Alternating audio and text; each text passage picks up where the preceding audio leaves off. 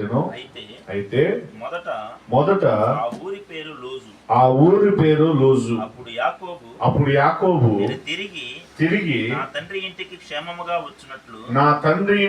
క్షేమముగా వచ్చినట్లు దేవుడు నాకు తోడయుండి నేను వెళ్ళుచున్న ఈ మార్గములో నన్ను కాపాడి తినుటకు ఆహారమును ధరించుకొనుటకు వస్త్రములను నాకు దయచేసిన ఎడల యెహోవా నాకు తోడయుండును. మరియు నేను నిలిపిన ఈ రాయి దేవుని మందిరమగును. చాలు. అక్కడ రాయబడినటువంటి ప్రధానమైన అంశం ఏంటంటే ఆ స్థలమునకు బేతేలు అని పేరు పెట్టాడు.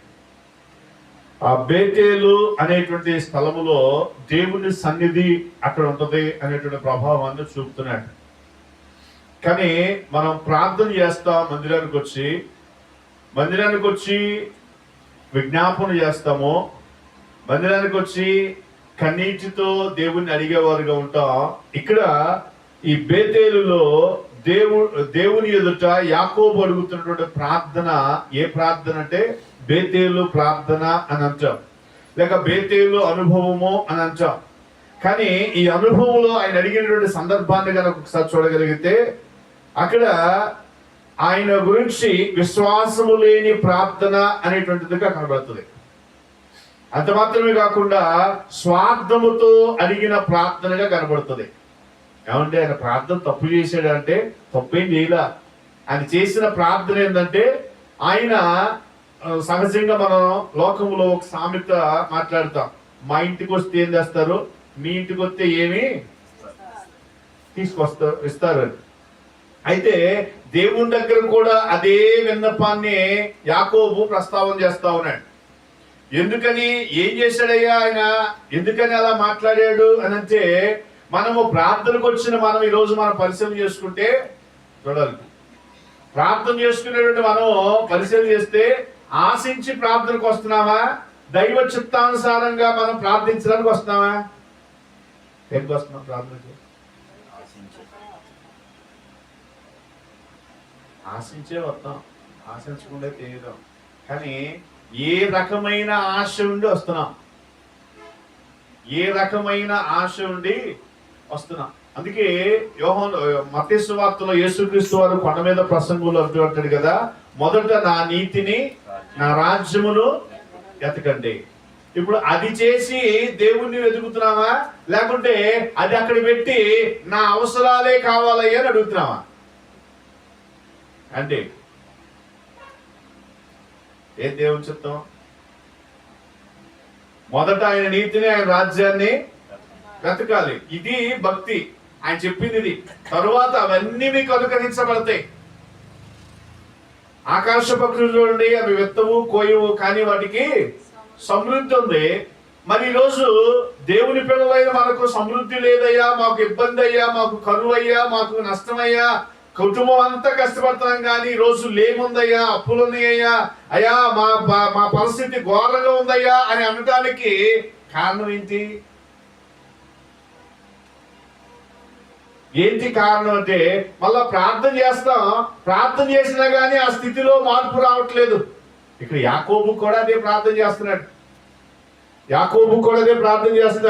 ప్రార్థన చేస్తున్నాడు అంటే నన్ను కాపాడి తినుటకును ధరించుకున్నటకును వస్త్రములు నాకు దయచేసిన ఎడల యెహోవా నాకు. ఇప్పుడు ఆయన దేవుడు కాదు అనడానికి రుజువైంది. ఆయన కనుక బట్టలు ఇవ్వలేదు అనుకో దేవుడు కాదు, ఆయన వస్త్రాలు ఇవ్వలేదనుకో, ఆయన తిండి పెట్టలేదు అనుకో దేవుడు కాదు. సెంటిమెంట్ అనమాట. ఎగ్జామ్స్ పాస్ అయితే కుర్చీలు ఇస్తా చర్చికి. ఏమండి, నేను హాస్పిటల్కి వెళ్తున్నా, నాకు కనుక ఏ ఆపరేషన్ లేకుండా క్షేమంగా ఇంటికి వస్తే చర్చిలో ఏదైనా కానుకెత్తా. ఇంకోటి అంటే ఏంటి, నాకు అది చేస్తే నేను ఇది చేస్తా అంటే నన్ను బ్రతికించినందుకు కాదయ్యా, నేను ఈ స్థితిలో ఉన్నందుకు నేను ఇస్తున్నానయ్యా అని కాదు. నేను ఎగ్జామ్కి వెళ్తున్నా కానీ అన్ని సబ్జెక్టులు పాస్ అయితే చర్చిలో కుర్చీలు వస్తా. మా అబ్బాయి పెళ్ళి అయితే ఏమన్నా చేస్తా, పొలంలో పంటింటికి వస్తే ఏమన్నా ఇస్తా, లేకపోతే ఉద్యోగంలో ప్రమోషన్ వస్తే ఏమన్నా చేస్తా. అంటే ఇదేంటి, దేవునితో బేరం ఆడుతున్నావా లేకపోతే దేవునికి కృతజ్ఞత చెల్లిస్తున్నావా? ఏం చేస్తున్నావు? ఉన్నావు తల్లి, ఉన్నావా? పరధ్యానంలో ఉంది తల్లి, పరధ్యానంలో ఉంది. దేవునికి స్తోత్రం. ఏం చేస్తా? అయ్యా మా ఆయన మారితే చాలయ్యా, గుళ్ళో ఏదైనా కానుకెత్తానయ్యా అన్నావు అనుకో, అంటే ఆయన మారితే గుళ్ళో కానుకొస్తుంది, ఆయన మారలేదు అనుకో గుళ్ళో కానుక రాదు. కానీ ఇక్కడ యాకోబు ప్రార్థన కూడా అదే. ఆ ప్రార్థన ఎలాంటి ప్రార్థన అంటే స్వార్థముతో కూడిన ప్రార్థనది. నాకేమైనా చేస్తే నేను చేస్తా, అదేనా అడుగుతుంది.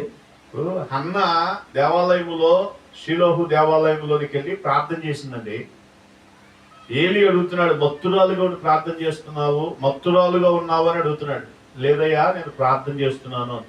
అన్న దేని కొరకు ప్రార్థన చేసింది?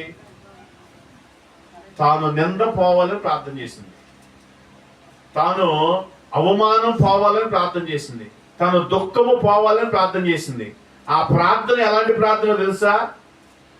ఎలాంటి ప్రార్థన తెలుసా? నాకు కుమారునివ్వయ్యా, కుమార్తెనివ్వయ్యా అని అడిగింది. కానీ ఆమెలో ఉన్న ప్రార్థన, ఆమె చేస్తున్న ప్రార్థన, అక్కడున్న పరిస్థితిని బట్టి ఏమడిగిందో తెలుసా? నిందపోవడానికి కుమారుడు కావచ్చు, కుమార్తె కావచ్చు. కానీ ఆమె అడిగింది నాకు కుమారుడే కావాలి అనడానికి కారణం ఏంటంటే, నాకు గనక కుమారుని ఇస్తే ఇదిగో ఈ మందిరములో దైవజనుడిగా ఉంచి, ఇదిగో ధూపం వేయడానికి, ధూపార్తి వేయడానికి నా కుమారుని మందిరానికే నేను ఇస్తా. నాకు కాదయ్యా, నీ కొరకే, నీ పని కొరకే నా కుమారుని ఇస్తే నీ పని కొరకే నేను అప్పగిస్తా